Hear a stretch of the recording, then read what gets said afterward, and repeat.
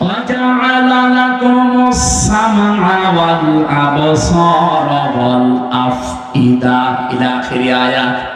এই তথ্যটা আছে সূরা নাহলের ভেতরে 14 নম্বর পারা 14 নম্বর পৃষ্ঠা 13 নম্বর লাইনের 78 নম্বর আয়াতের মাঝের অংশে আছে। আল্লাহ বলেন শ্রবণ শক্তি, দর্শন শক্তি, বাক শক্তি, আকেল শক্তি আর ঘ্রাণ শক্তি, এই পাঁচটা আমি আল্লাহ আমার রব নামের কারণে তোর ভিক্ষা দিয়েছি।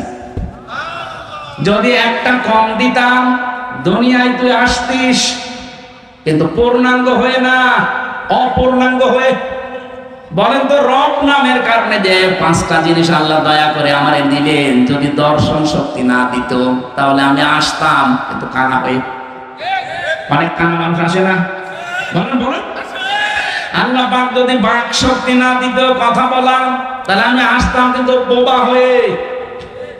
আমাকে যদি আল্লাহ শ্রবণ শক্তি না দিত আমি আসতাম কিন্তু কালা হয়ে।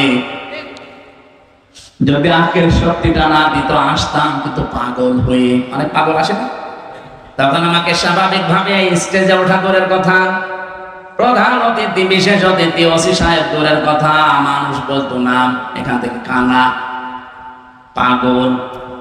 স্টেজের ধারে পাশে পাগল কানারে আসতে দিত। একটুখানি এই জায়গায় নিজেকে নিয়ে ভাবেন আল্লাহ কি দয়া আপনার উপরে করলেন।